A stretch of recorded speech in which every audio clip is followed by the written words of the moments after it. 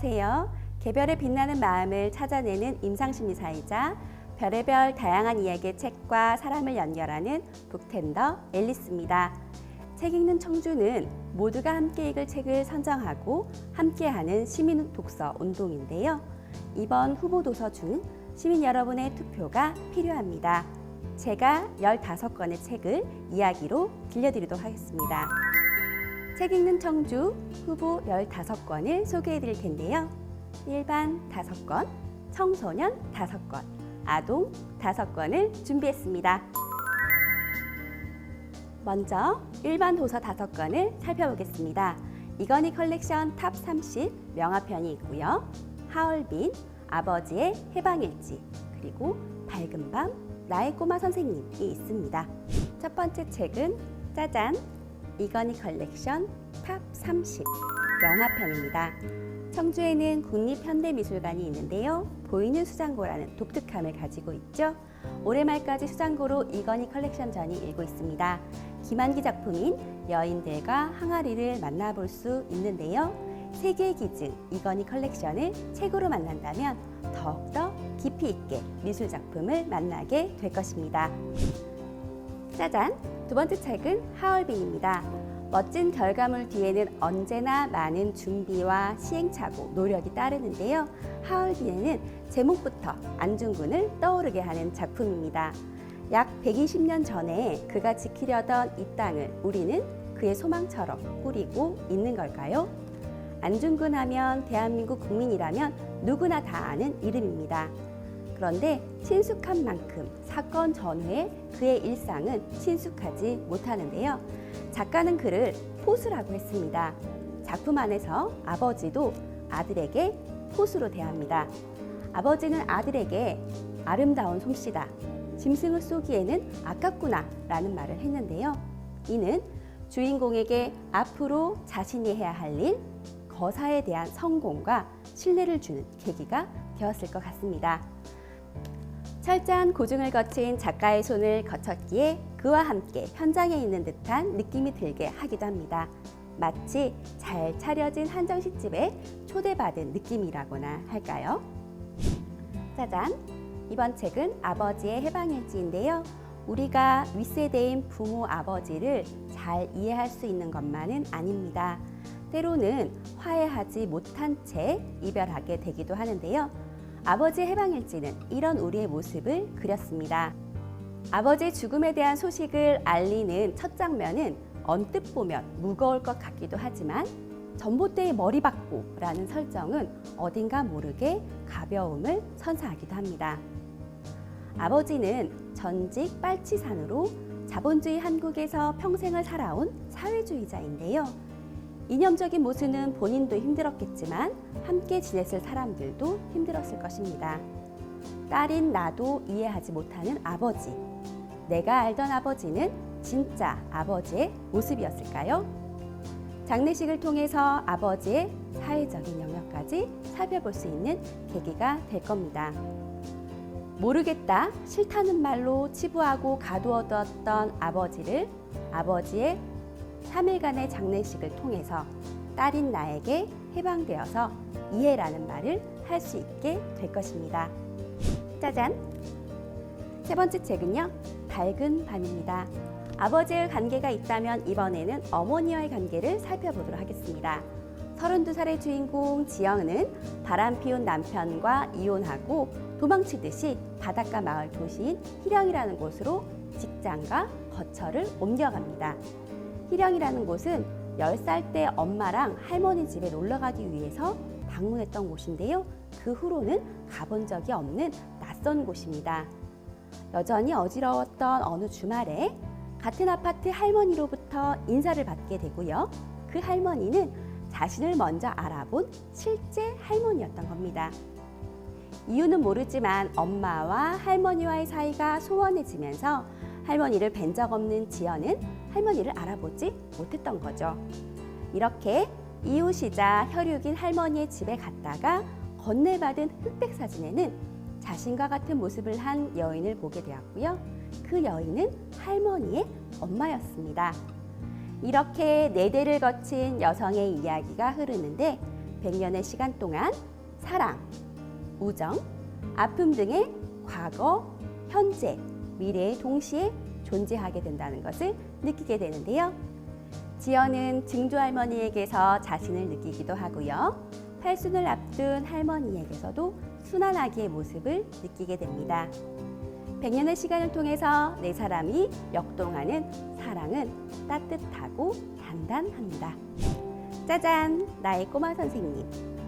아기는 사랑스럽다는 생각이 먼저 들지만 아이를 돌보는 일, 육아가 현실이 되면 단편적인 수식어로 표현할 순 없습니다. 세상에 막 나온 아이는 모든 경험이 처음이고요. 부모 역시 부모가 처음이니 서툴 수밖에 없죠. 그래서 부모도 아이도 하루하루가 고됩니다. 신기하게도 마냥 힘들다고만 할 순 없습니다. 청주의 작은 빌라에 사는 5살 꼬마는 저자의 선생님입니다. 선생님과 함께 인생을 배우는 부모의 이야기를 그림과 글로 보다 보면 흘릴 눈물보다는 더 많은 웃음이 피로의 탑을 넘어서 사랑의 산이 만들어진다는 것을 공감하면서 위로받을 수 있을 겁니다. 아동도서 5권은 마스크 요정과 꼬마 꽃별, 악당의 무게, 7번째 노란 벤치, 경성기억극장, 오늘부터 베프베프입니다. 짜잔! 마스크 요정과 꼬마 꽃별입니다. 어른들이 아이를 돌보는 것인지 아이가 어른을 돌보는 것인지 헷갈릴 때가 많아서 아이를 키우다 보면 누구누구 어록이라는 말이 저절로 생기는데요. 마스크 요정과 꼬마 꽃별에서는 작은 봉숭아 밭을 지키기 위해서 목소리를 내는 아이가 있습니다. 코로나19로 약 3년간 마스크에 익숙해진 우리네이지만 주인공은 그 이전부터 마스크를 써야 했던 아이인데요. 천식으로 마스크를 갖고 다니고 소리도 크게 내면 안 되는 아이입니다. 특별했던 마스크가 평범해지고 특별했던 비대면이 평범해지게 되면서 친구를 못 만나는 시간에 아파트 화단 빈터에 봉숭아 씨앗을 심는데요. 자라나도록 돌보면서 정성을 기울이던 어느 날 꼬마 꽃별도 길고양이도 그 외 자연의 존재들을 발견하게 되면서 자연의 아름다움을 알아가는 과정을 함께 할 수 있을 것입니다.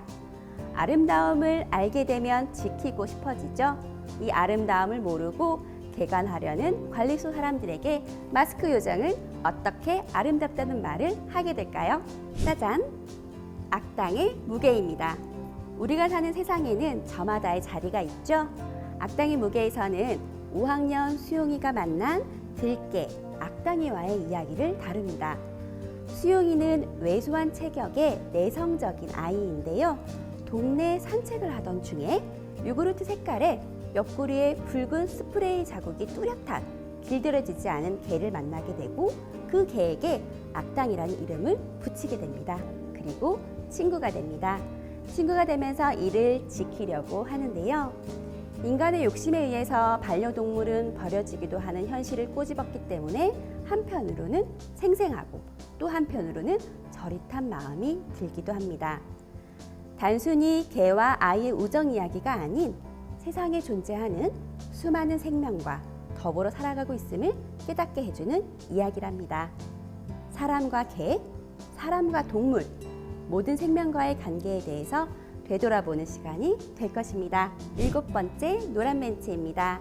함께 하기는 사람과 사람이 가장 어렵게 느껴지기도 하죠. 7번째 노란 벤치에서는요. 지난 여름에는 할머니와 둘이 앉아 있었던 벤치였는데 주인공 지호는 이제 혼자 앉아 있게 됩니다. 그러던 중 벤치에서 하얀 개 한 마리를 만나고 친구를 만나는 등 특별하고 소중한 이웃을 만나게 되는데요. 수많은 만남과 헤어짐이 연속인 우리네 삶, 두려움과 아쉬움, 그리고 그 자연스러운 흐름을 받아들인 데는 성숙한 자세가 필요한 우리에게 이야기는 마치 한 편의 잔잔하고 따스한 영화처럼 다가올 것입니다. 짜잔! 경성기억극장입니다. 덕구는 12살인데요.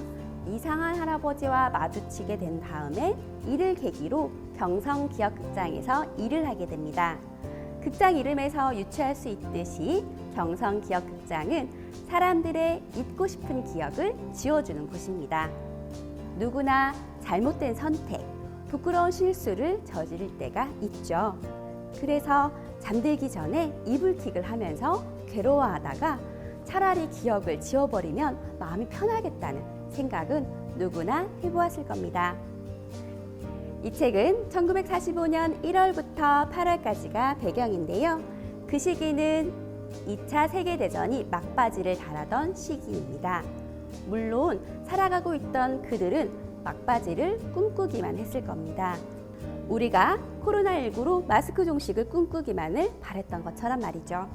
해방이 코앞이라는 믿음을 저버리지 않는 독립운동가, 개인의 행복을 위해서라면 기억 따위는 지워도 된다고 믿는 과학자, 원치 않게 전쟁에 내몰린 군인 등 다양한 인물을 통해서 격동의 역사를 입체적으로 만날 수 있을 겁니다. 주인공 덕구도 기억을 지운 것을 알게 되는데요. 어쩔 수 없었다 변명하기보다는 받아들이지 못함을 부끄러움으로 인식하고 다시는 실수를 저지르지 않기로 결심하는 덕구를 통해서 넘어져도 꺾이지 않는 인간 내면의 힘을 느낄 수 있을 겁니다. 고통스러운 일이라고 해서 없었던 일처럼 있는 것이 과연 옳은 일인지, 과거의 명암을 똑바로 바라본다는 것은 어떤 의미인지 다시금 생각해보게 됩니다. 오늘부터 베프베프, 이제 현재로 돌아와서 주변의 소중한 존재, 친구에 대해서 얘기해 보도록 하겠습니다.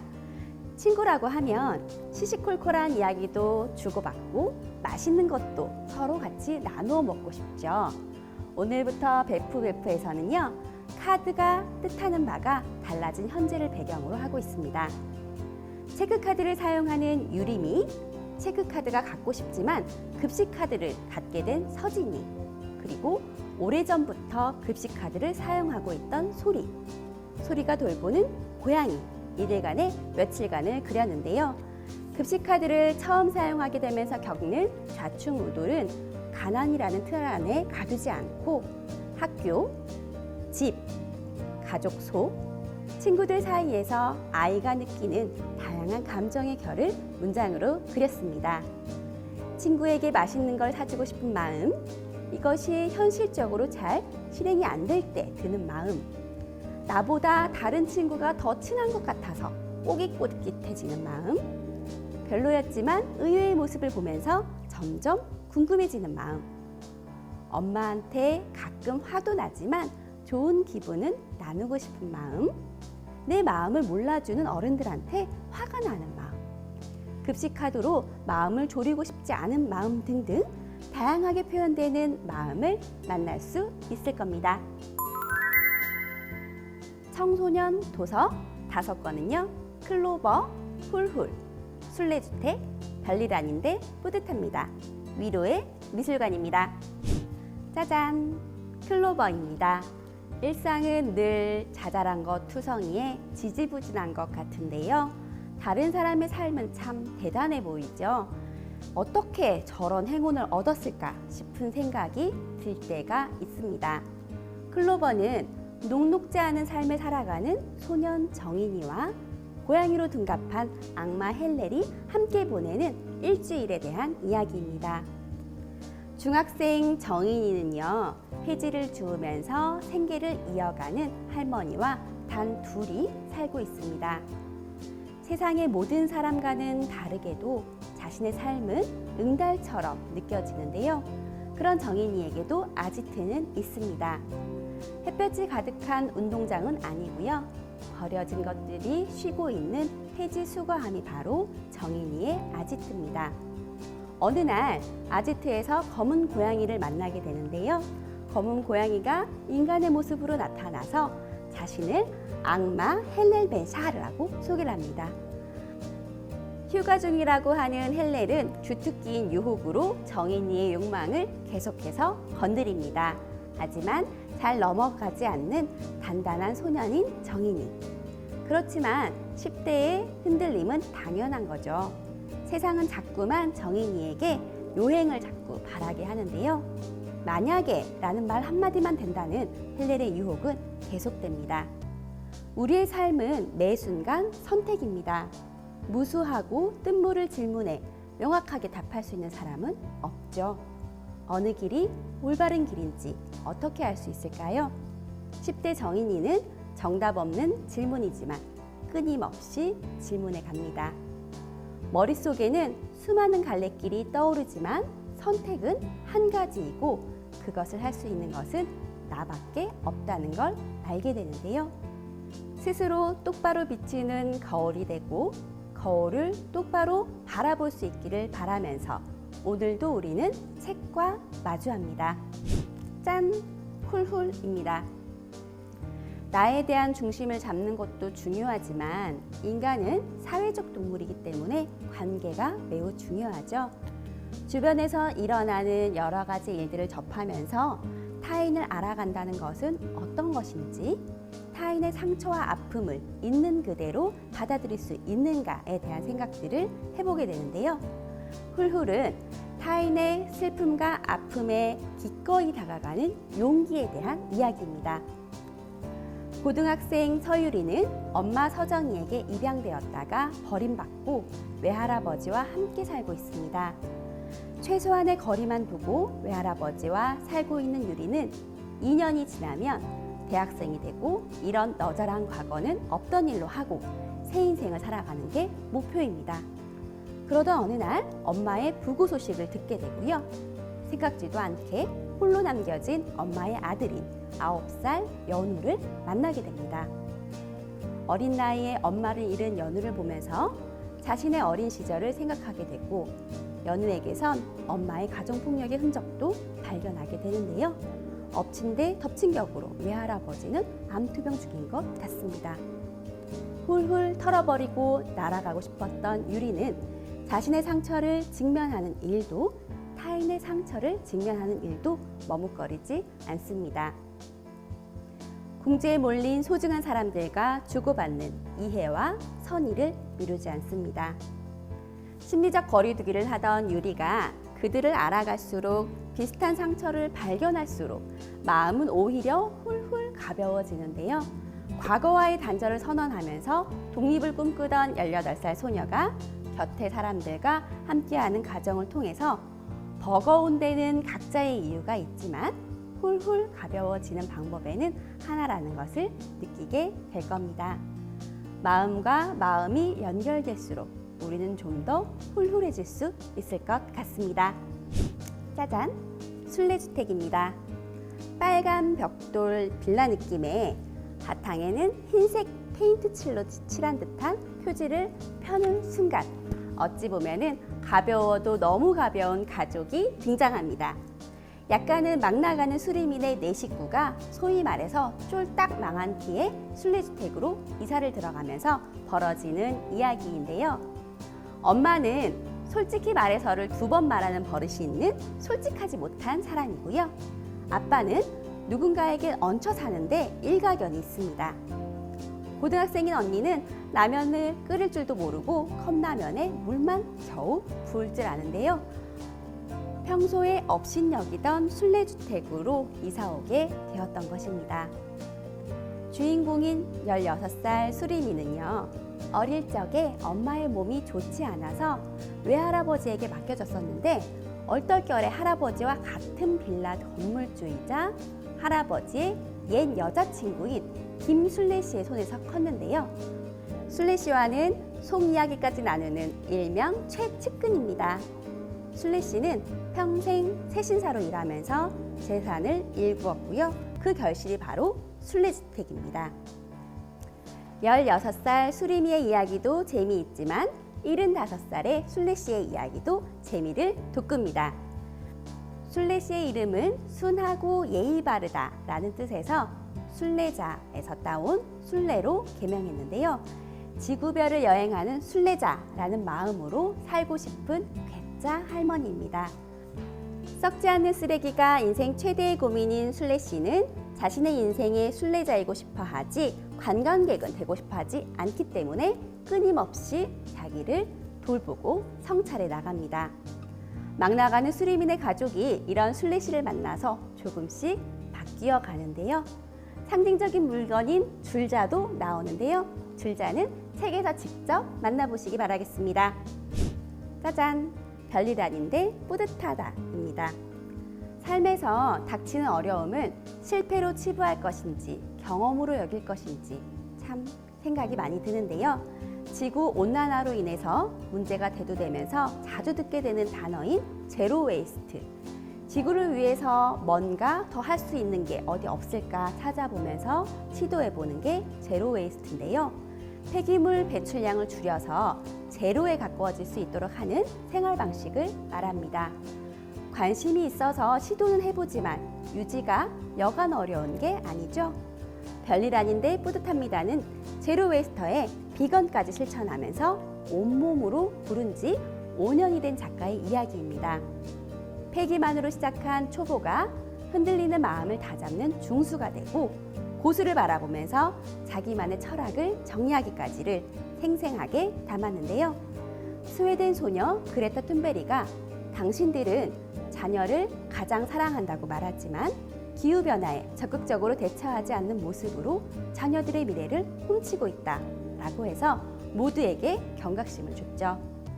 누구보다 자식 사랑이 대단한 우리 부모들이 어쩌다가 자신도 모르는 사이에 사랑하는 자녀들의 미래를 훔치고 있는 걸까요? 저자는 늘어놓으면 어마어마해 보일지 모르지만 하나하나 시작해보면 못할 만큼 어려운 일도 아닐 거다라고 얘기를 하고 있습니다. 뭐든 할 수 있는 것을 택해서 조금씩 해보라고 권하는데요. 작가의 말 맞다나 지금의 환경 위기를 해결하는 건 아이들이 아니라 바로 어른들의 몫임은 분명한 것 같습니다. 짜잔! 위로의 미술관입니다. 지친 하루의 끝에 위로는 어떤 방식으로든 가능하죠. 좌절이 난무했던 하루의 끝에는 외로움이 자리하기도 하고요. 상처가 남기도 합니다. 그로 인해서 나도 모르게 마음의 문을 닫고 혼자가 아닌 혼자가 되기도 하는데요. 걱정, 불안, 외로움, 절망 이런 것들을 경험하고 일어난 예술가들이 당신의 손을 잡아줄 겁니다.